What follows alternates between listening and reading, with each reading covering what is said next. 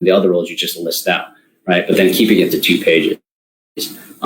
So if you're relatively a new grad, right, maybe like 2019 or something like that, you probably still include your education and your work experience or internship, right, or 2020 grads. Right? But then, you flip it once you're out of, you graduated school, you're a couple years out, the experience is more important. So you move your experience up and then your education down, right? And that's obviously there's so many questions on resumes, but that's just my perspective from there.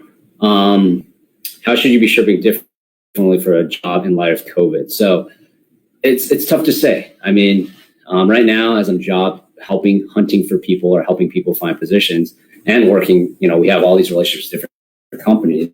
It's in certain times, as COVID kind of plays out longer, more and more uncertainty plays out. You think about companies like Airbnb and you think about Lyft and Uber, right? They were probably the more recent ones that laid off a big group of people. And that originally wasn't the case probably a month and a half ago. But the longer this drags out, the more uncertainty there is, the more finance and accounting is looking at the numbers and is telling the direction of the company. The CFO is looking like, hey, you got to start making guts or we're not going to be able to make our margins at the end of the year to sustain this company. And it becomes a situation of like, what are we going to do, right? So I think how would we be searching differently for a job in light of COVID is I'll include the resources that I posted. They're basically companies that are still hiring during COVID, but I think that's a good place to start, at least to look at companies. It's a nationwide thing, so it shows all the companies around the nation to show, who's hiring, what's moving, what's not, what industry, what type of role, what type of things, I guess, of that nature. That's important. So I think I would look at that. It's hard right now, right? I think the easiest, it's hard to say because certain times I've never been through times like this. Most of the people I've worked with haven't been through times like this, and they've been recruiting for 20 years. So this is just unique, right? So the only way to be different, I think, the only way to come out of this strong when everything gets back to normal is it's all about the relationships you can maintain. So right now, I think the important thing is being proactive, doing all the things that we just talked about now, right? Instead of waiting when everything clears and you're behind because everybody that got laid off is now doing that, right? So you want to do it now when you have some downtime, when you can actually be proactive right now during times of that are slow, and then really take the time to really finesse your resume, LinkedIn profile, actively connect with people, network, and you continue to build that base. That's a solid foundation. Then that transitions into you being able to kind of find a position, right? And then being proactive when things do clear up, because things will clear up. Obviously, we're going through some economic uncertainty, and there's definitely industries, airline, hospitality, travel that's getting impacted a ton, right? So that plays a role in everything. But I would say that if you're proactive now, you're using the resources that we have. You're actively looking for positions. You're talking to recruiters. You're building your network. You're trying to do everything you can in different avenues. You're not just looking for a job and stopping there. You're looking. You're talking to people. You're talking to your connections. You're maintaining that relationship with people. You're going to find something, right? It's just a matter of time. But there is a lot of uncertainty right now, and you have to be empathetic that, and other people have to be empathetic too, that people don't know what's going on. It's hard to say, like, we all know in the next month that everything's going to be fine. No. So be empathetic to the fact that, companies may be putting things on hold, and your job search is a little bit slower, but be patient. It'll happen. Things will come. All right. What do you do if you're currently employed but want to look for a new job? So, that's an interesting question because this is probably the best time to do that since you're working from home, and you probably sometimes you might have more work, sometimes you might have less work. So I would say, if you're currently employed looking for a new position, I would suggest that, you can do a few things, right? So on LinkedIn, there's a toggle that you can put that exploring new opportunities, if you have a LinkedIn set up, that essentially allows all the recruiters internally in a company and externally in a company to find you, right? And usually I think it excludes the company that you're working in.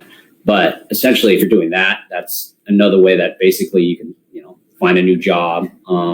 Doing the job alerts, like I said, like adding, putting your name in Indeed and setting that up, your resume gets uploaded, then recruiters can find you, right? So that's, I guess, proactive, right, instead of reactive. So basically, if you're signing up for job alerts and things like that, jobs come to you, and then you can find your next role.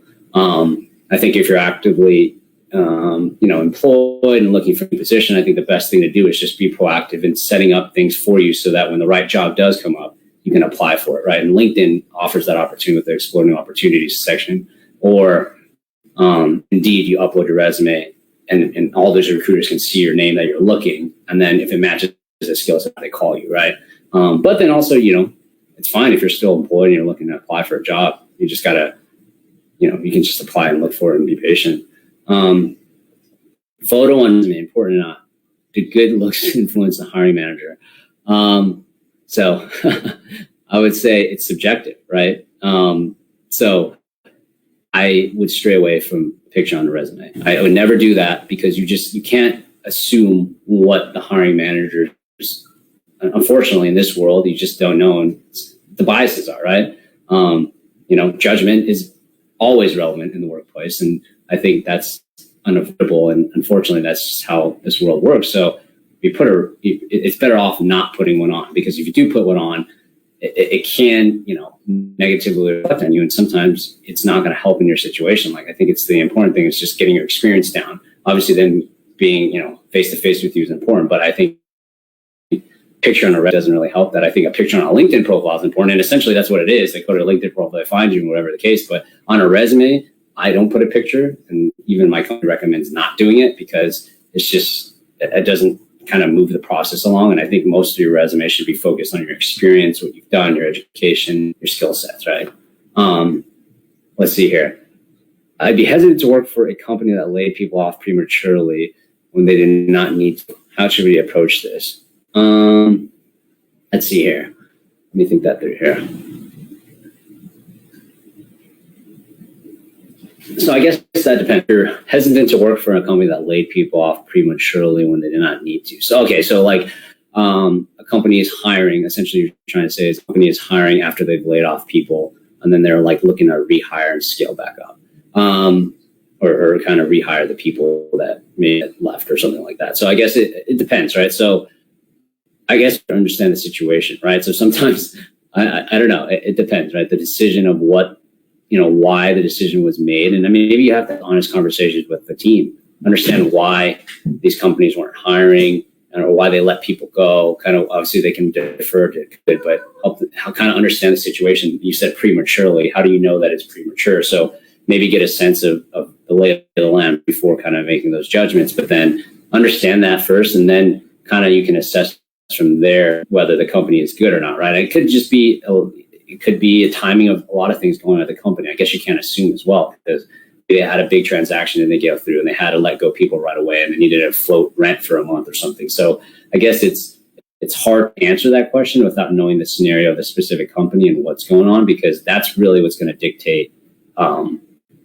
basically that answer, right? So I guess it depends on the company, and it depends on why they laid them off and what reason. And I think how I would approach it is first kind of get a sense from the company. You don't want to sound insensitive, right? Because it's kind of obvious probably why they've laid them off, but you kind of want to play the question of, hey, I'm just really interested to try to understand what's going on.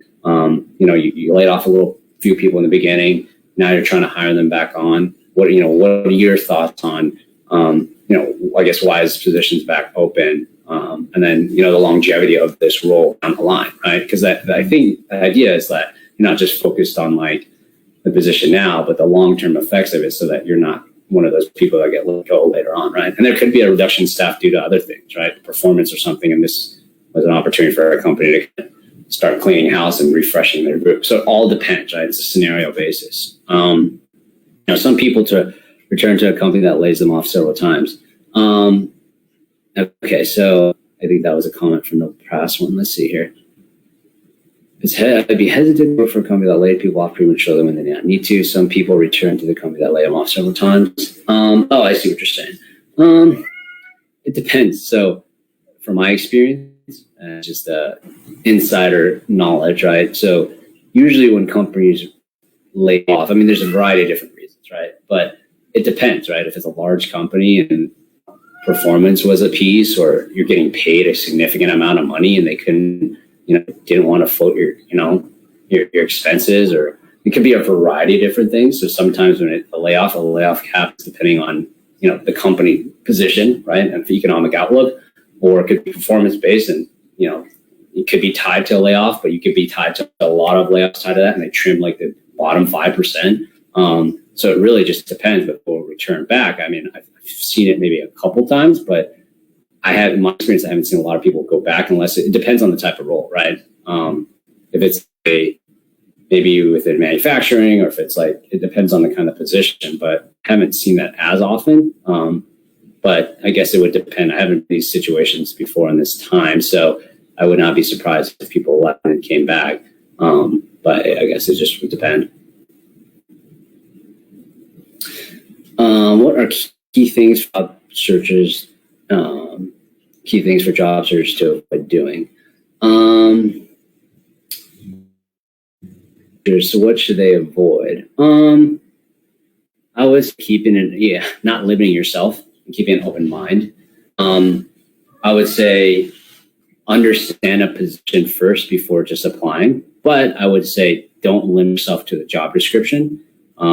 Numerous times I've seen people look at a job description and automatically rule themselves out. And I think that's a disadvantage to you. Like if you are very capable of doing the job, and obviously there's core skills, right? Technology you need to know, if there's a software you need to know, or if there's specific things that are requirements for the job and you're not a fit, that makes sense, right? But if there's like, you have the prerequisites, right? And then some of the stretch things, preferreds, the not required, but would be plus, those things, like even if you don't have it, but you could be a good fit, I don't think you should limit yourself. But I think the most important thing is making sure, going back to kind of like what I just mentioned earlier, is step one, right? Is having your resume and profile updated so that when you do apply, it's like your best foot forward, so that, those key things that you're looking for in a job, it's not being avoided, but it's basically putting your best foot forward, that you're able to apply for those positions, through, even if the job description didn't make 100%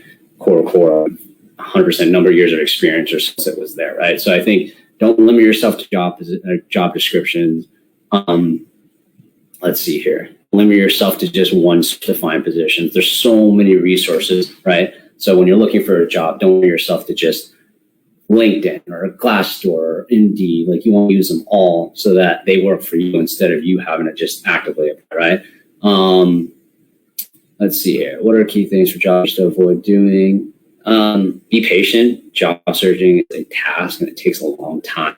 And I think it's the full-time job. Like it's hard to find a position, especially during times, and it takes resiliency, it takes creativity. Obviously you want to make sure that, you're able to, sorry, that's my cat in the background. We talked about earlier. You want to make sure that, you're putting your best foot forward each time, but you're also, being patient and trying to find the right role, selling yourself short. I think the most important thing for job search is just to stay confident, stay motivated.